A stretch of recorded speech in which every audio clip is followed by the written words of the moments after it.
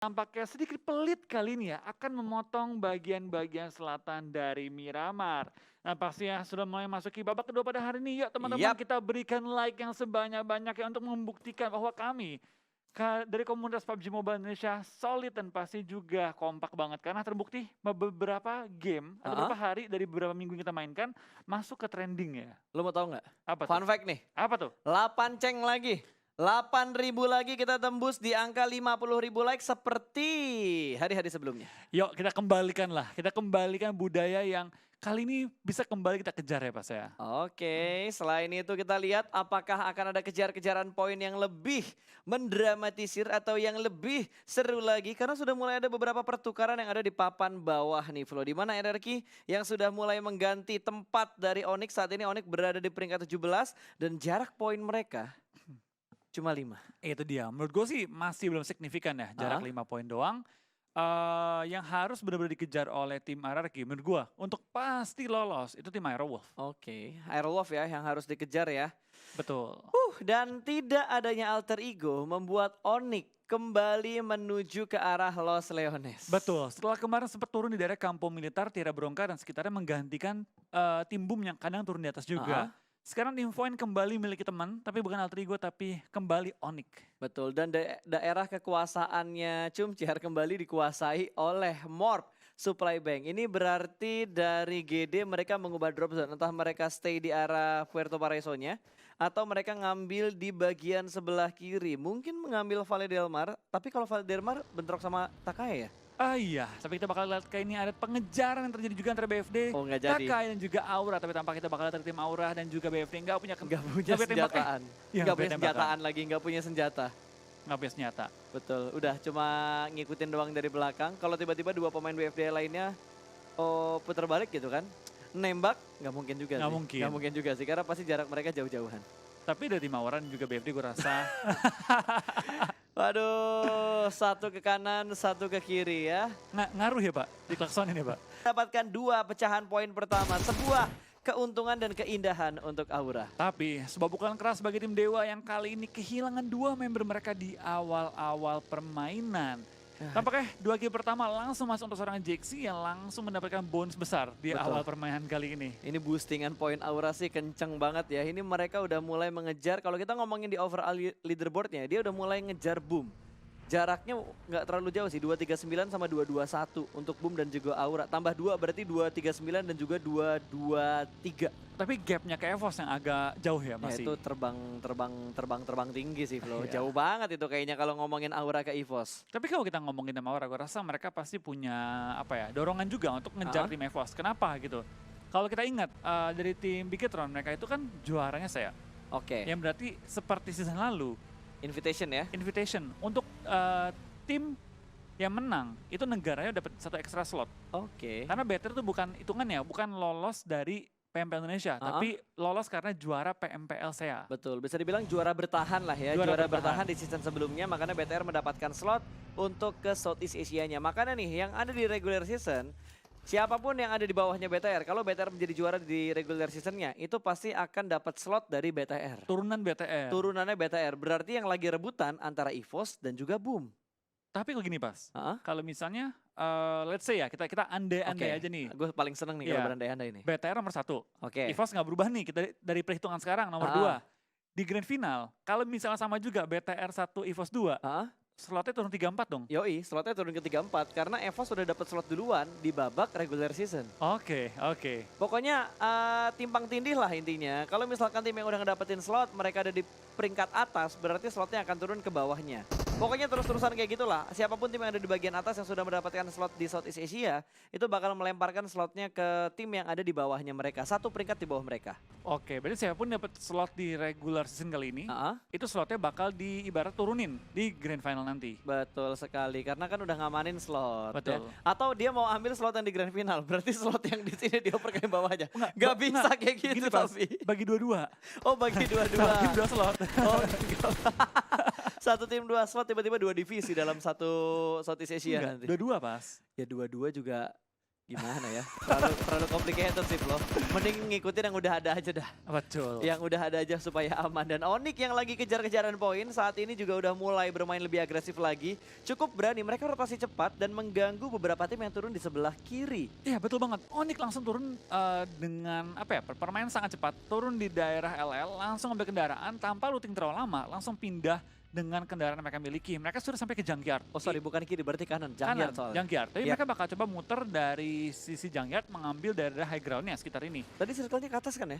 Circle iya ke Setahu gua atas. kanan atas deh tadi Kanan atas. circle-nya. Dan Onyx cepat banget loh hitungannya. Dari LL mereka tanpa berlama-lama langsung nyampe di junkyard. Betul, rotasi mereka benar-benar cepat. Bahkan kali ini gue ngelihat sesuatu yang berbeda dari Morph Supply Bank. Di zaman masih ada Jaxi, rotasi mereka tidak secepat ini. Ini jauh Zaman ada lebih cepat. Jaxi. Tapi sekarang begitu line up Morph-nya berubah, bisa dibilang berubah 80%, 90% bahkan kalau dibilang ya. Ini rotasi mereka jauh lebih cepat dibandingkan Morph yang sebelumnya. Betul, dan ini pertama kali juga dari Team Morph masuk ke Super Weekend. Bisa dibilang kali ini PR mereka cukup berat, tapi terlihat mereka kali ini mainnya bener-bener ini ya Pas ya, tryhard. Ya, Gue nggak makanya. melihat dari Team Morph ada kayak mau perang-perang nggak jelas di awal. Mereka cuma perang itu 2 kali di Sunhawk. Pertama dengan tim RRQ yang bagi lagi rebutan posisi, kedua mereka tubrukin Camp Onyx. Bravo. Nabrakin Onyx kan? Iya, Nabrakin Onyx. dan menurut gue dua gerakan mereka tuh masuk akal gitu. Dapetin tempat yang enak untuk rotasi di Sunhawk. Betul, tapi yang disayangkan adalah oke lah dari gerakan mereka oke, dari drop zone mereka oke, dan fight early-nya juga cukup oke gitu. Tapi yang disayangkan adalah jumlah poin yang mereka kumpulkan dari 3 match yang sudah dimainkan itu hanya 7 total poin, Flo. Itu dia, masih belum dimaksimalkan dari 3 game dipermainkan. Tapi game pertama, game kedua menurut gue wajar gitu. Dengan zona yang begitu bouncing aneh gitu ya. Gini, kalau 2 match awal lo bilang wajar, oke. Untuk tim yang poinnya udah aman. Tapi untuk Morph itu pengecualian kayaknya. Karena baik lagi Pas, kita bilang setiap round itu mereka butuh 15. Kalau mereka belum nyampe 15, utang. Ini utangnya udah 3 kali berarti Ini buat utangnya mereka. udah berkali-kali lipat. Ini kalau mau mereka mau nambal ya. Seenggaknya dapat WWCD Kill 15. 2 kali dan killnya 15. Itu nambal. 15-an nambal sebelumnya. Itu nambal yang sebelumnya. Makanya dari 2 match mereka harus WWCD dan killnya minimal.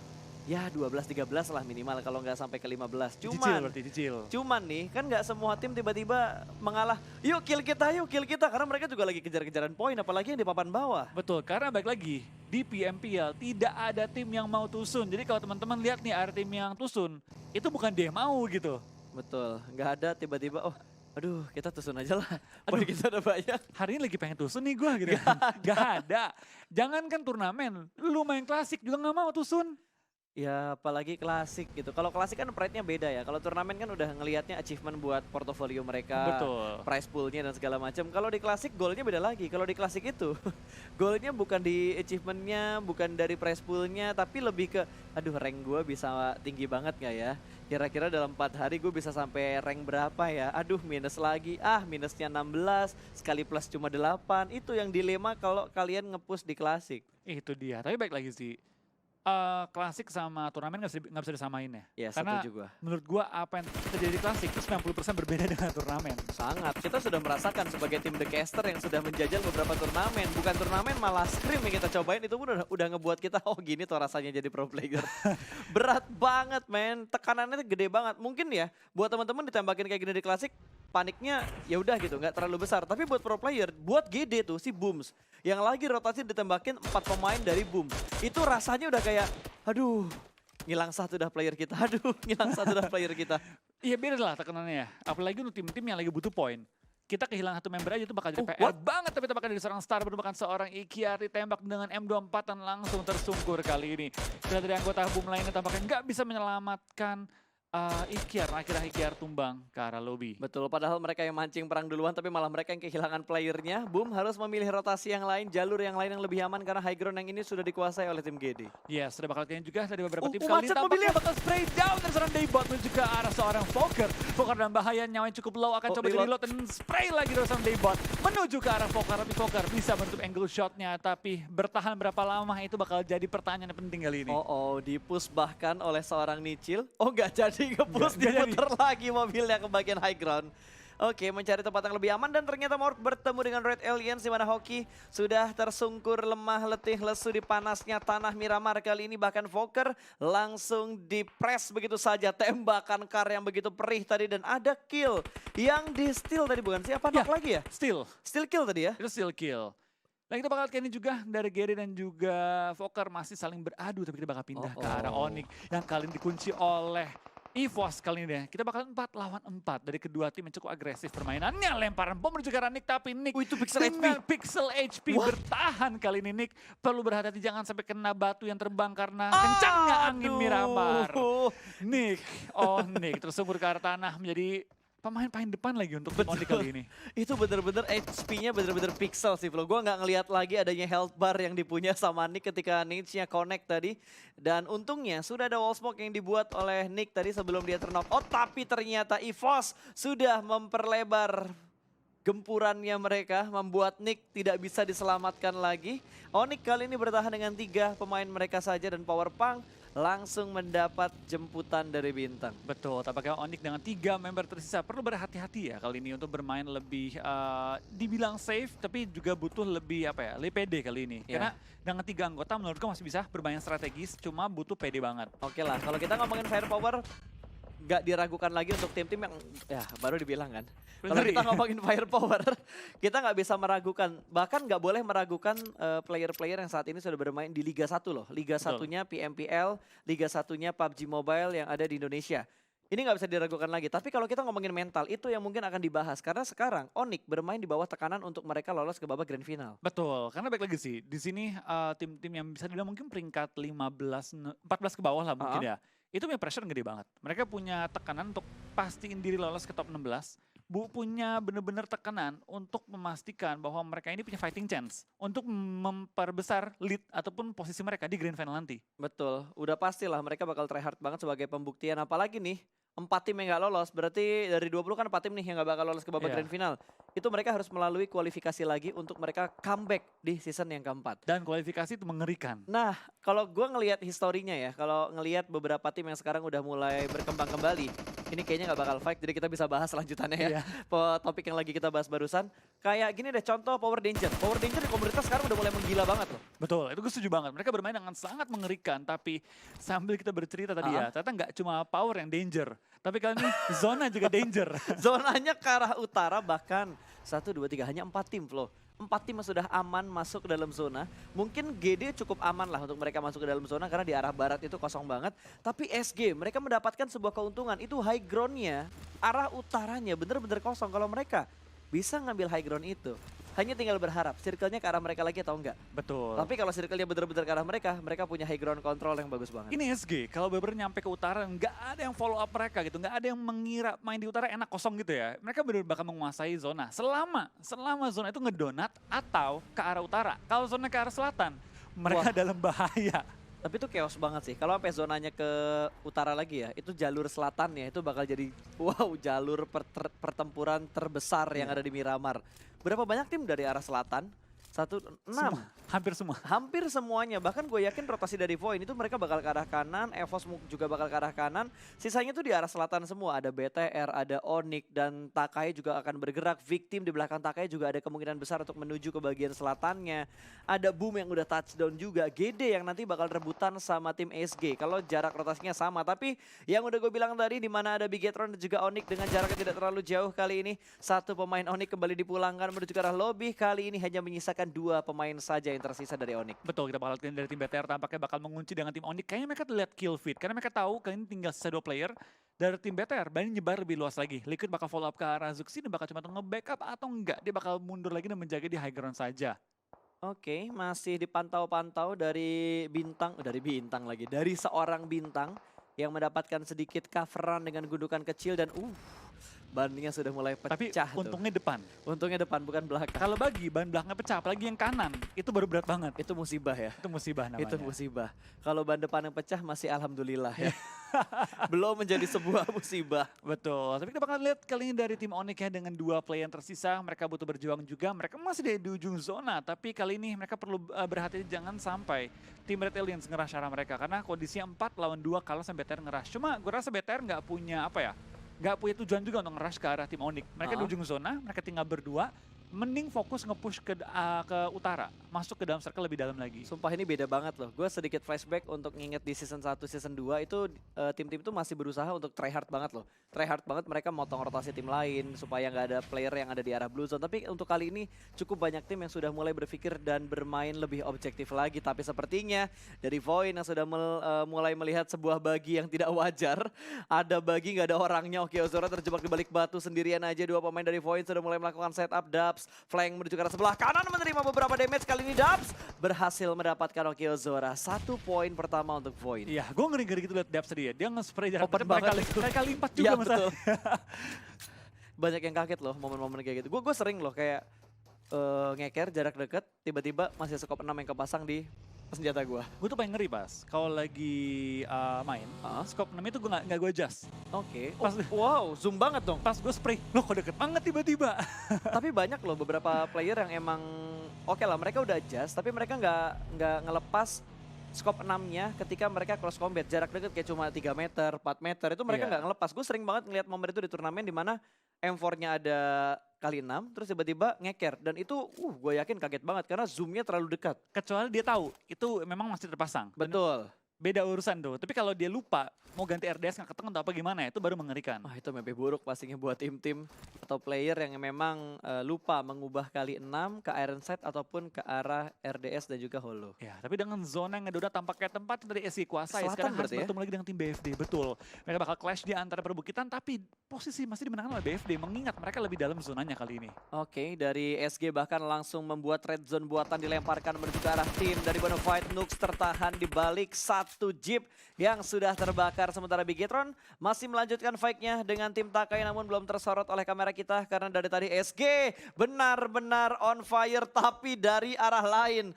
Ada Aura yang mendapatkan 1 pemain dari Skylight Gaming. Betul, kita bakal lihat dari tim SG tampaknya menghujani bom ke arah tim BFD, tapi masih knock 1 for 1 untuk masing-masing tim, di mana Nux dan juga satu player lainnya dari SG dalam posisi knock straight down ke arah seorang Pinky. Licin mendapatkan Pinky dan sekarang SG dalam bahaya karena kondisinya 3 lawan 2 untuk sementara waktu ini. Betul, apalagi Licin tadi nggak punya helm sama sekali, tapi dia masih bisa melakukan fight dengan begitu rapi. Bahkan kali ini EVOS join the fight. SG tersandwich oleh 2 tim jersey, langsung dipulangkan menuju ke arah lobby. Redfest punya kontrol ke arah sebelah kanan, hampir mendapatkan korban dari tim SG yang lainnya. Sudah mulai dipush, Redfest bakal bergerak, mengambil backline dari tim SG, langsung touchdown begitu saja karena Microboy. Dan juga Laser siap membackup dari arah belakang, tersandwich. Benar-benar tersandwich kali ini. SG kehilangan 3 pemain mereka, hanya ada JMax yang tersisa untuk tim Skylight Gaming. Iya, kita bakal kayak ini dari tim BFD masih bertahan juga. Tapi tembak-tembakan dilontarkan ke arah BFD juga. Tampaknya EVOS pengen menguasai ujung zona dengan meng-clear tim-tim yang menahan mereka kali ini. Tinggal BFD yang tersisa. Di lain sisi terjadi fight juga di semua sisi map. Ada Erki melawan Eagle 365, Void lawan Morph. Tampaknya Takai pun pulang di posisi 15 membawa 0 poin. Oh ini bencana banget buat Takai, mereka masih membutuhkan poin, tapi mereka membuang kesempatan mereka untuk di match kali ini. Bahkan pemain-pemain dari Morph sudah dipulangkan satu persatu dan ada close combat antara Aura dan juga tim Void. Namun ditembak dari arah belakang, maybe mendapatkan angle yang begitu bebas. Jaden terlambat dalam melakukan backup. Kali ini angle dari Jaden tidak bagus untuk melakukan backup position. Ada Rosesi juga yang sudah berada di bagian atas dari atapnya. Jaden, ini split semua dari Aura ya. Betul, ini split semua dari Aura. Tapi tampaknya dari EVOS bakal tabrak juga ke arah tim Morph. EVOS gak masuk ke dalam zona. Mereka pengen clear semua tim di bagian utara supaya mereka kosong di bagian Gila, utaranya. Ini EVOS bener-bener berburu banget, bahkan wow cukup nekat. Dub melakukan rotasi cukup low, HP bar-nya masih bisa menghindar ternyata, namun ada blind spot yang langsung on point begitu saja dari seorang Rosesi. Spray through the smoke-nya mendapatkan 1 pemain Void yang terknock out, tapi di bawah mereka EVOS akan menjadi third party seperti yang dibilang sama Wolfie. EVOS ingin nge-clear semua yang ada di pinggir zona. Ini mengerikan banget dari cara mainnya tim EVOS ya. Bener-bener mereka pengen clear semua tim supaya mereka masuk ke zona yang lebih mudah dan tidak diganggu. Tapi kita bakal ada seorang Summer menahan sakitnya Blue Zone, berlari tapi tidak bisa bertahan lagi. Akhirnya tim Morph pulang di posisi ke-13 membawa 1 poin kill. Betul, sementara Void masih bisa bertahan, EVOS masih utuh keempat pemain mereka. Redface yang sedang berteriak, tolong cok, akan langsung diselamatkan. Hanya membutuhkan beberapa setup smoke lagi untuk menyelamatkan posisi dari Redface dan membuat EVOS kembali bangkit dengan keempat pemain mereka. Tapi aimbot sudah mulai melihat sedikit tapping dengan menggunakan SLR ke arah Shake yang ditempati oleh pemain-pemain dari Bonafide. King Kong-nya kali ini tidak mendapatkan tempat yang begitu luas untuk bersembunyi. Betul, tapi kita bakal lihat di ujung circle fight yang cukup besar terjadi antara EVOS, Aura, poin. Dan Geek Fam juga sekaligus pecah 4 tim yang langsung tempur di ujung circle. Dari tim Geek kehilangan seorang Mort, tapi Aura kehilangan juga seorang Jaxi dan Devs masih bertahan juga seorang diri kali ini masih bersama ada steal dengan kill. sisa anggota Void 2 lagi. Spray down dari seorang Devs menahan pergerakan dari tim EVOS, tapi berapa lama dia bisa nahan karena zona pun sudah mulai bergerak. Betul, sementara Maybe juga bakal menahan rotasi dari EVOS karena Maybe sudah touchdown dan itu jalurnya benar-benar garis lurus dan cukup dekat dengan 4 pemain dari EVOS. Mort pun tidak bisa bertahan lagi, Jaden menambah pundi-pundi point kill untuk tim Aura. Last man standing dari Aura benar-benar fokus sekali untuk menghadapi tim-tim yang ada di sekitar mereka. Kirinya Geek Fam, depan mereka ada Void, kanan mereka ada EVOS, ada Close Combat juga. Kali ini EVOS butuh effort karena mereka datang dari arah lower ground namun berhasil mendapatkan satu pemain aimbot tumbang begitu saja kali ini dan langsung dipulangkan. Ada steal kill. Kali ini EVOS yang usaha yang ngambil tim lain. Betul, kita bakal lihat kali ini juga dari Onyx tampaknya bintang tertumbangkan oleh seorang Audrey dan di-secure sama Audrey juga. Fight di semua sisi map, benar-benar tidak ada yang bisa bertahan tanpa fight di circle kali ini. Oke, ini benar-benar chaos banget di zona yang kelima. Blue Zone pun sudah mulai menghimpit 50% perjalanan dari Blue Zone. Akan menjadi saksi siapakah yang dipulangkan di sekitar sini. Karena 3 tim dengan jarak yang cukup dekat. Maybe masih bertahan, KF maju perlahan-lahan. Kali ini belum ada lemparan hits ke arah Shake yang ditempati oleh seorang Maybe. Dubs berhasil touchdown, dia berada di ujung. Oh, belum touchdown.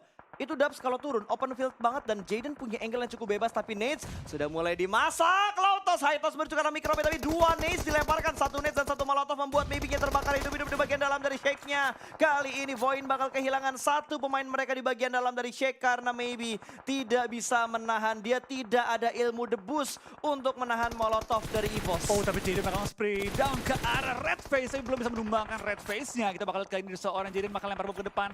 Seorang diri, seorang Jaden sendiri bertahan melawan 4 anggota tim EVOS dan juga ada anggota-anggota tim Void dari high ground. Lemparan bom hampir menumbangkan tim EVOS, tapi bisa bertahan di balik smoke dan juga shake mereka. Betul, tapi KF-nya terknock out sementara Jaden masih berada di angle yang sama, menjaga dengan sangat baik. Dapat circle lagi Jaden-nya. Ya, ini beruntung banget bagi seorang Jaden, tapi apakah Better bakal pulang di posisi ke-11 membawa 4 point kill.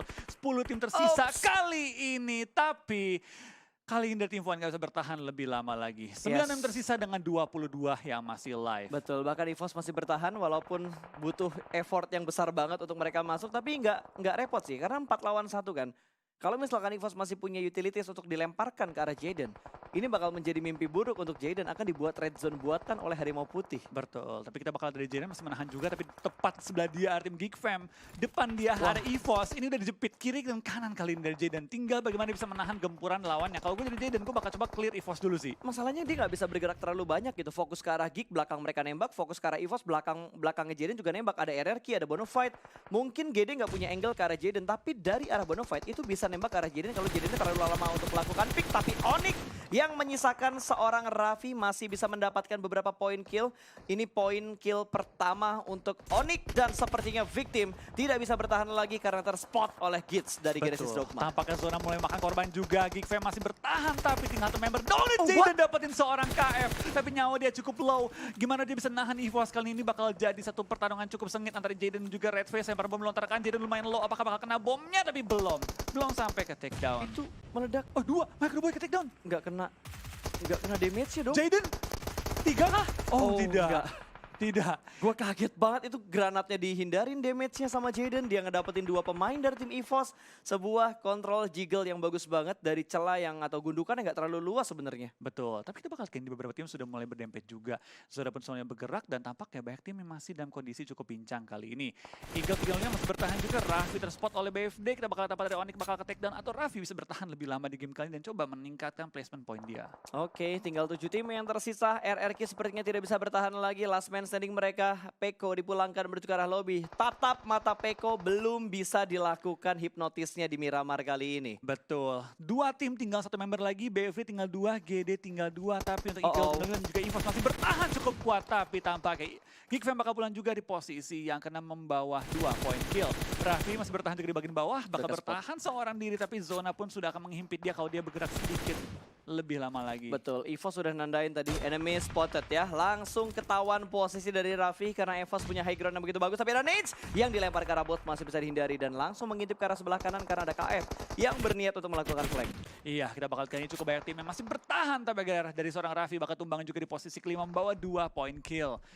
Kita bakal lihat kali ini juga dari tim-tim bertahan tampaknya masih memiliki jumlah anggota yang banyak. Kecuali GD yang benar-benar banyak banget dan juga BFD. Tapi BFD masih berada di pojokan dan Booms. Agak tertumbangan juga tinggal misalkan satu member dari tim GD juga. Tapi tumbang akhirnya. 3 tim tersisa, 9 yang masih alive. Kita bakal lihat kali ini dari tim EVOS mendominasi dari high ground. Menumbangkan setiap lawan yang ada depan mereka. Keputusan yang bagus banget ya buat EVOS ya. Mereka bener-bener nyisirin seperti yang lo bilang tadi. Nyapu bersih jalurnya mereka dan ngebuat mereka sekarang ada di puncak rantai makanan tertinggi. Karena pemain-pemain lain, tim-tim lain berada di bagian lower ground. Dan Red Face cukup berani untuk mendapatkan kill ke arah Eagle 365. Dimana Eagle juga sudah mulai melakukan split. 4 lawan 3. Just Space masih membutuhkan waktu untuk membuat darahnya lebih banyak lagi. Tapi ada Nate yang dilemparkan menuju ke arah seorang Red Face. Dan Red Face masih bisa selamat karena tercover dengan adanya sebuah batu di sekitar dia tadi. Iya, kita bakal lihat dari seorang Jaspe masih coba menembak ke arah Microboy. Tapi tampaknya Microboy menemukan kepala seorang Jaspe dan menumbangkan dia. Lihat Red Face menyadari bahwa musuh dalam posisi knock, langsung maju ke depan dan coba mencari keuntungan dari knock yang dihasilkan oleh seorang Microboy. Iya, apakah ada granat yang dipunya oleh Red Face? Kayaknya kalau ada granat bisa buy one get one sih. Dan Lazark langsung nge-push begitu aja. Anthem posisinya belum kelihatan. Red Face bakal nge-flank menuju ke arah sebelah kanan. Lazark bakal memberikan distraction-nya. Touchdown sudah dengan menggunakan baginya bakal langsung diintip. Tapi ada tembakan, ternyata ada backup dari seorang Audrey dan Anthem terspot oleh seorang KF di balik sebuah mobil. Ternyata informasinya berhasil diamankan, tapi 2 pemain EVOS sudah mulai tumbang. 2 lawan 3 kali ini kondisi kembali berbalik. Malah Eagle yang diuntungkan karena setup dari EVOS terburu-buru dan tidak terlalu rapi, Wolfie. Betul, itu bakalan dari seorang Anthem di spray down oleh KF. Menemukan Anthem dan menumbangkan dia dan tampaknya KF yang buru-buru meng-end dia untuk membuat keadaannya imbang. Tapi KF belum bisa menemukan targetnya di balik cover. Iya. Sementara Microboy lihat melingkar flank ke arah kanan, dia bisa menemukan 2 anggota tim Eagle 365 kalau mereka masih dalam posisi yang cukup terbuka. Tapi zona sangat menguntungkan bagi tim EVOS kali ini. Betul sekali, gue lupa sampai tadi gue mau bilang Anthem jadi Audrey yang gue bilang. Dan EVOS mendapatkan sebuah momentum seperti yang dibilang oleh Wolfie. Winner-winner chicken dinner untuk EVOS. Back to back winner-winner chicken dinner. Betul banget, dan luar biasa banget permainan dari tim EVOS kali ini. Back to back mereka dengan WWCD kembali membuat mereka mendapatkan jumlah poin yang luar biasa besar. Congratulations sebagai tim EVOS Reborn dengan 16 kill